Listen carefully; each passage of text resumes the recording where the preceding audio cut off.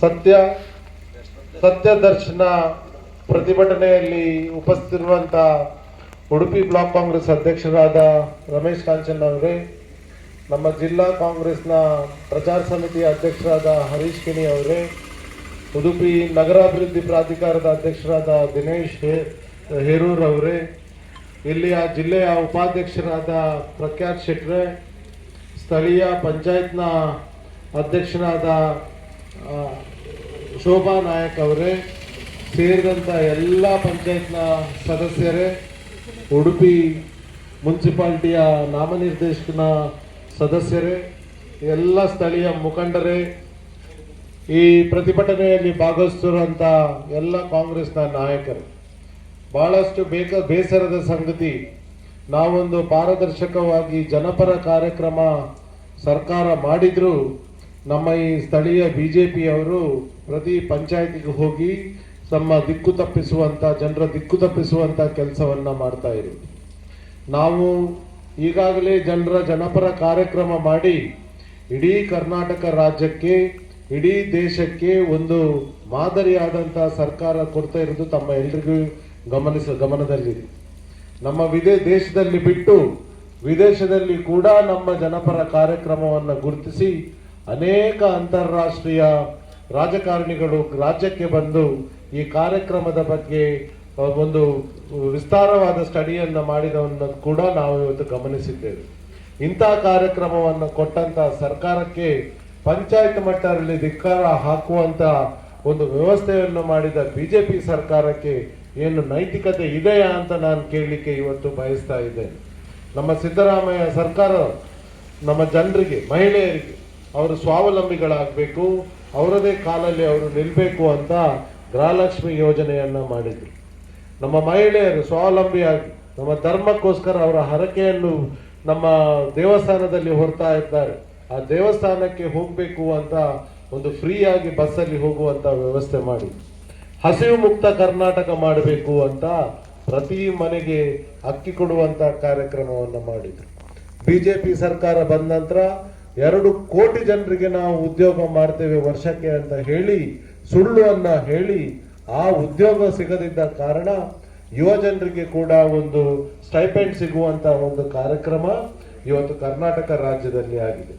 ಒಂದು ಜನಪರ ಕಾರ್ಯಕ್ರಮ ರಾಜ್ಯದಲ್ಲಿ ಆದ್ರಿಂದ ಇವರು ನೋಡ್ಲಿಕ್ಕೆ ಆಗದೆ, ಇವರ ಬೇಳೆ ಬೆಳೆಸಲಿ ಪುನಃ ನಾವು ಜನರ ಏನೋ ಸೋಲ್ತೇವೆ ನಾವು ಚುನಾವಣೆಯಲ್ಲಿ ಅಂತ ಒಂದು ಗಮನದಲ್ಲಿ ಇಟ್ಕೊಂಡು ಜನರ ಹೋಗಿ ಜನರ ದಿಕ್ಕನ್ನು ತಪ್ಪಿಸಿದ್ರೆ ಪ್ರಾಯಶಃ ಬರುವ ಚುನಾವಣೆಯಲ್ಲಿ ಕೂಡ ಅವರಿಗೊಂದು ವಿನ್ ಆಗುವ ಒಂದು ಅವಕಾಶ ಇರ್ಬೋದು ಅಂತ ಹೇಳಿ ಕಾಂಗ್ರೆಸ್ ಪಕ್ಷದ ಕಾರ್ಯಕ್ರಮಕ್ಕೆ ಎಲ್ಲಾ ವಿರೋಧ ಮಾಡುವಂತ ಒಂದು ಪ್ರೋಗ್ರಾಮ್ ಅನ್ನ ಬಿಜೆಪಿಯನ್ನ ಹಾಕಿದ್ದಾರೆ. ನಾವಿವತ್ತು ಆಲೋಚನೆ ಮಾಡ್ಬೇಕಂತ ವಿಚಾರ, ಎಲ್ಲೆಲ್ಲ ಇವತ್ತು ಕಾರ್ಯಕ್ರಮ ಹಾಕಿದ್ದಾರಾ, ಇಂಥದೇ ಅವರು ಕಳೆದ 10-20 ವರ್ಷದಿಂದ ಜನರ ದಿಕ್ಕು ತಪ್ಪಿಸಿ ಈ ಸ್ಥಳೀಯ ಹಾಗೂ ಲೋಕಸಭೆ ನಮ್ಮ ವಿಧಾನಸಭೆಯಲ್ಲಿ ನಮ್ಮ ಅಭ್ಯರ್ಥಿಗಳನ್ನ ಗೆಲ್ಲಿಸದೇ ಇರ್ತಂತು. ಇಂಥ ಕಾರ್ಯಕ್ರಮಕ್ಕೆ ನಾವು ಖಂಡಿತವಾಗಿಯೂ ವಿರೋಧ ಮಾಡ್ತೇವೆ. ನಾವು ಕೂಡ ಎಲ್ಲೆಲ್ಲ ನೀವೆಲ್ಲ ಕಾರ್ಯಕ್ರಮ ಮಾಡ್ತೀರಾ ಅಲ್ಲಿ ಕೂಡ ಹೋಗಿ ಜನರಿಗೆ ನಾವು ನಮ್ಮ ಶಕ್ತಿಯನ್ನ ನಾವು ತೋರಿಸ್ತೇವೆ ಅಂತ ನಾವು ಈ ಕಾರ್ಯಕ್ರಮವನ್ನ ನಾವು ಮಾಡಿದ್ದೇವೆ. ರಮೇಶ್ ಕಾಂಚನ್ ಇವತ್ತು ಹೇಳಿದಾಗೆ ಇಡೀ ನಮ್ಮ ದೇಶದಲ್ಲಿ 2ನೇ ಅತ್ಯಂತ ದೊಡ್ಡ ಹಣಕಾಸು ಮತ್ತು ಟ್ಯಾಕ್ಸ್ ಕಲೆಕ್ಟ್ ಆಗುದು ನಮ್ಮ ರಾಜ್ಯದಲ್ಲಿ. ಯಾಕೆ ಇದು ಹಣಕಾಸು ಮತ್ತು ಟ್ಯಾಕ್ಸ್ ಕಲೆಕ್ಟ್ ಆಯ್ತು? ನಮ್ಮ ಪೋಷಕರು, ನಮ್ಮ ಹಿರಿಯರು ಪಾಪ ಅವರ ಆಸ್ತಿಯನ್ನು ಅಡವಿನಲ್ಲಿ ಇಟ್ಟು ತಮ್ಮ ಮಕ್ಕಳಿಗೆಲ್ಲ ಕಲಿಸಿ ಅವರು ದೊಡ್ಡ ದೇಶದ ಅಥವಾ ಪ್ರಪಂಚದ ಸೈಂಟಿಸ್ಟ್ ಮತ್ತು ಇಂಜಿನಿಯರ್ನಲ್ಲಾಗಿ ಮಾಡಿ ಇಡೀ ದೇಶದಲ್ಲೇ ಹೈಯೆಸ್ಟ್ ಟ್ಯಾಕ್ಸ್ ಕೊಡುವ ಹಾಗೆ ಅವರೊಂದು ಕಾರ್ಯಚಟುವಟಿಕೆಗಳನ್ನ ಮಾಡಿದ್ದಾರೆ. ನಾನಿವತ್ತು ಒಂದು ಪ್ರಶ್ನೆ ಬಿಜೆಪಿ ಅವರಿಗೆ ಕೇಳಲಿಕ್ಕೆ ಬಯಸ್ತಾ ಇದ್ದೇನೆ. ನೀವು ಇದೇ ಕರ್ನಾಟಕದ ವಿದ್ದ ಮಾದರಿ ಸರ್ಕಾರ ಯಾಕೆ ಲಕ್ನೋದಲ್ಲಿ ಮಾಡಲಿಲ್ಲ, ಯಾಕೆ ಉತ್ತರ ಪ್ರದೇಶದಲ್ಲಿ ಮಾಡಲಿಲ್ಲ, ಯಾಕೆ ಬಿಹಾರದಲ್ಲಿ ಮಾಡಲಿಲ್ಲ, ಅಥವಾ ಯಾಕೆ ಬೇರೆ ಕಡೆಯಲ್ಲಿರುವಾಗ ಗುಜರಾತ್ ಅಲ್ಲಿ ಮಾಡಲಿಲ್ಲ, ಅಥವಾ ಯಾಕೆ ಮಧ್ಯಪ್ರದೇಶದಲ್ಲಿ ಮಾಡಲಿಲ್ಲ ಅಂತ ನಾನು ಇವತ್ತು ಕೇಳಲಿಕ್ಕೆ ಬಯಸ್ತಾ ಇದ್ದೇನೆ. ನಾವು ಜನಪರ ಕಾರ್ಯಕ್ರಮ ಕೊಟ್ಟಿದ್ದೇವೆ. ನಮ್ಮ ಜನರು ಇವತ್ತು ಆರ್ಥಿಕವಾಗಿ ಮುಂದೆ ಬರ್ತಾರೆ. ನಮ್ಮ ಜನರು ಇವತ್ತು ವಿದ್ಯಾಭ್ಯಾಸ ತಗೊಂಡು ಮುಂದೆ ಬರ್ತಾರೆ. ಒಂದು ಸಮಾಜದಲ್ಲಿ ಶಕ್ತಿಯನ್ನು ನಮ್ಮ ಜನರು ತೋರಿಸ್ತಾರೆ. ನಮ್ಮ ಮಹಿಳೆಯರು ಸ್ವಾವಲಂಬಿಯಾಗಿ ಇವತ್ತು ಜೀವಿಸ್ತಾರೆ. ಇದನ್ನೇನು ನಿಮ್ಗೆ ನೋಡ್ಲಿಕ್ಕೆ ಆಗುದಿಲ್ವಾ ಅಂತ ನಾನು ಹೇಳಲಿಕ್ಕೆ ಬಯಸ್ತಾ ಇದ್ದೇನೆ. ಇಂಥ ಒಂದು ತಪ್ಪು ಮಾಹಿತಿಯನ್ನ ತಾವೇನು ಜನರಲ್ಲಿ ಕೊಟ್ರೆ ನಮ್ಮ ಹರೀಶ್ ಕಿಣಿ ಅವರು ಹೇಳಿದಾಗೆ ಬಿಜೆಪಿ ಕಚೇರಿಯ ಮುಂದೆ ನಾವು ಬರುವ ಪ್ರತಿಭಟನೆಯನ್ನ ಮಾಡಿ ನಮ್ಮ ಶಕ್ತಿಯನ್ನ ನಾವು ತೋರಿಸ್ತೇವೆ ಅಂತ ನಾನು ಹೇಳಲಿಕ್ಕೆ ಬಯಸ್ತಾ ಇದ್ದೇನೆ. ಸಾಕಷ್ಟು ವಿಚಾರವನ್ನ ನಾವು ಇವತ್ತು ಮಾತಾಡ್ಬೇಕು.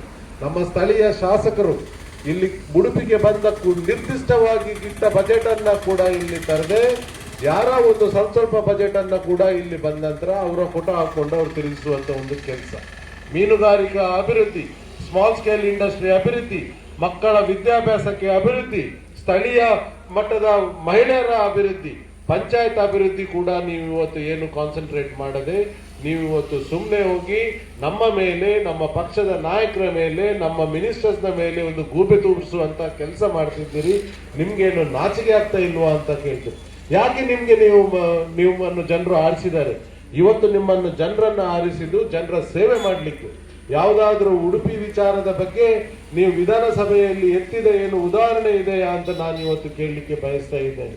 ಏನು ನಿಮ್ಗೆ ವಿಧಾನಸಭೆಯಲ್ಲಿ ನಿಮ್ಗೆ ಕ್ವಶನ್ ಕೇಳಲಿಕ್ಕೆ, ಉಡುಪಿ ವಿಚಾರದ ಬಗ್ಗೆ ಕ್ವಶನ್ ಕೇಳಲಿಕ್ಕೆ ನಿಮ್ಗೆ ಹಕ್ಕಿಲ್ವಾ? ಉಡುಪಿಯ ಜನರೇನು ಹಕ್ಕು ನಿಮ್ಗೆ ಕೊಡ್ಲಿಲ್ವಾ ಅಂತ ನಾನು ಇವತ್ತು ಕೇಳ್ತಾ ಇದ್ದೇನೆ. ಮೊನ್ನೆ ತಾನೇ ಒಂದು 3-4 ತಿಂಗಳ ಮೊದಲು ನಮ್ಮ ವಿಧಾನಸಭಾಧ್ಯಕ್ಷರ ಮೇಲೆ ಪೇಪರ್ ಬಿಸ್ಕೊಂಡು ಸಸ್ಪೆಂಡ್ ಆದಂತ ಈ ಶಾಸಕನು ನಮ್ಗೆ ಬೇಕಾ ಬೇಡವಾ ಅಂತ ನಾವು ಇವತ್ತು ಹೇಳಲಿಕ್ಕೆ, ಉಡುಪಿ ವಿಚಾರ ಬಗ್ಗೆ, ಅತ್ಯಂತ ವಿಚಾರ ಬಗ್ಗೆ ವಿಧಾನಸಭೆಯಲ್ಲಿ ಮಂಡಿಸಿ ಅನುದಾನ ತರಿಸಿ ಆ ಅನುದಾನದಿಂದ ಕ್ಷೇತ್ರ ಡೆವಲಪ್ ಮಾಡೋದು ಬಿಟ್ಟು ಅಲ್ಲಿ ಹೋಗಿ ಪೋಲಿತನ ಮಾಡಿದನಲ್ಲ ಈ ಸರ್ಕಾರ. ಇವರನ್ನು ನಾವು ನಮ್ಗೆ ಇಂಥ ಶಾಸಕ ಬೇಕಾ ಅಂತ ನಾನು ಇವತ್ತು ಹೇಳಲಿಕ್ಕೆ ಬಯಸ್ತಾ ಇದ್ದೇನೆ. ನಾವೇನೋ ನಮ್ಮ ಸಭಾಧ್ಯಕ್ಷರು ಆಯ್ತು ಆಗಿದು ಹೋಯ್ತು, ಇನ್ನು ಮುಂದೆ ಆದ್ರೂ ನೀನು ಸುಧಾರಿಸ್ಕೋ ಅಂತ ಅದನ್ನು ರೀಕನ್ಸಿಡರ್ ಮಾಡಿದ್ದಾರೆ. ನಾನು ಒಂದು ವಿಚಾರ ಬಗ್ಗೆ ಈ ಬಗ್ಗೆ ಹೇಳಲಿಕ್ಕೆ ಬಯಸ್ತಾ ಇದ್ದೇನೆ. ಒಂದು ವೇಳೆ ಶಾಸಕ ನೀವು ಏನಾದ್ರೂ ಇಂಥ ಕಾರ್ಯ ವಿಧಾನಸಭೆಯಲ್ಲಿ ಮಾಡಿದ್ರೆ ನಮ್ಮ ಉಡುಪಿಯ ಮರ್ಯಾದೆ ನೀವು ತೆಗೆಯುವುದು ಬೇಡ. ಯಾಕಂದ್ರೆ ಇದು ವಿದ್ಯಾವಂತರ ಜಿಲ್ಲೆ, ಇದು ಬುದ್ಧಿವಂತರ ಜಿಲ್ಲೆ. ಇಡೀ ಪ್ರಪಂಚದಲ್ಲಿ ನಮ್ಗೆ ನಮ್ಮದೇ ಮರ್ಯಾದೆ ಇದೆ. ಈ ಶಾಸಕನಂತ ಹಾಗೆ ನಮ್ಮ ಮರ್ಯಾದೆ ಹೋಗುದು ಬೇಡ ಅಂತ ನಾನು ಇವತ್ತು ಹೇಳಲಿಕ್ಕೆ ಬಯಸ್ತಾ ಇದ್ದೇನೆ. ನಿಮ್ಮ ವ್ಯಕ್ತಿತ್ವವನ್ನ, ನಿಮ್ಮ ಬಿಹೇವಿಯರ್ ಅನ್ನ ನೀವು ಸರಿ ಮಾಡ್ಕೊಳ್ಳಿ. ಉಡುಪಿ ಜನರು ಒಮ್ಮೆ ನಿಮ್ಮನ್ನ ಆರಿಸಿದ್ದಾರೆ. 5 ವರ್ಷ ತನಕ ನಿಮ್ಮ ಸಮಗ್ರ ಆಡಳಿತ ಕೊಡಿ. ನೀವು ಸಮಗ್ರಿಕ ಆಡಳಿತ ಕೊಡಿದ್ರೆ ಖಂಡಿತ ನಾವು ನಿಮ್ಗೆ ಪ್ರೋತ್ಸಾಹ ಮಾಡ್ತೇವೆ. ನೀವೇನು ಇಂಥ ವಿಚಾರ, ಬೆದಕು ತಕ್ಕುವಂತ ವಿಚಾರ, ಗೂಬೆ ಕುಟ್ಕೊಳಿಸುವಂತ ವಿಚಾರ ಅಥವಾ ಬೇರೆ ವಿಚಾರ ಏನಾದ್ರೂ ಮಾಡಿದ್ರೆ ಖಂಡಿತ ನಿಮ್ಮನ್ನು ಈ ಉಡುಪಿ ಜನರು ನಿಮ್ಮನ್ನು ಬರುವ ಚುನಾವಣೆಯಲ್ಲಿ ಇಳಿಸುದಂತ ಖಂಡಿತ ಅಂತ ನಾನು ಈ ಸಂದರ್ಭದಲ್ಲಿ ಹೇಳಲಿಕ್ಕೆ ಬಯಸ್ತಾ ಇದ್ದೇನೆ. ನೀವು ಇವತ್ತು ಹೇಳ್ತೀರಿ ತಹಶೀಲ್ದಾರ್ ಆಫೀಸಲ್ಲಿ ಕೆಲಸ ಆಗುದಿಲ್ಲ, ಪ್ರಾಧಿಕಾರ ಆಫೀಸಲ್ಲಿ ಕೆಲಸ ಆಗುದಿಲ್ಲ ಅಂತ.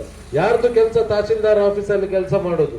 ಪ್ರಸಾದ್ ರಾಜ್ ಕಾಂಚನ್ ಹೋಗಿ ಮಾಡಬೇಕಾ, ಅಥವಾ ಸುರೇಶ್ ಶೆಟ್ಟರ್ ಹೋಗಿ ಮಾಡಬೇಕಾ, ಅಥವಾ ರಮೇಶ್ ಕಾಂಚನ್ ಹೋಗಿ ಮಾಡಬೇಕಾ?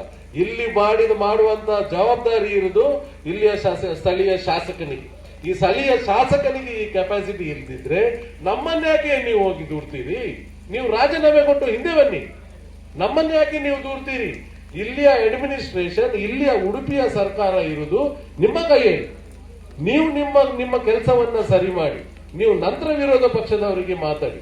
ನಾನು ಕಡೆಯಾಗಿ ವಾರ್ನಿಂಗ್ ಕೊಡ್ತೇನೆ. ಇಂಥ ಕಾರ್ಯಕ್ರಮವನ್ನು ನೀವು ಮಾಡಿದ್ರೆ ನಾವು ಕೂಡ ಸುಮ್ಮನಿರುವುದಿಲ್ಲ.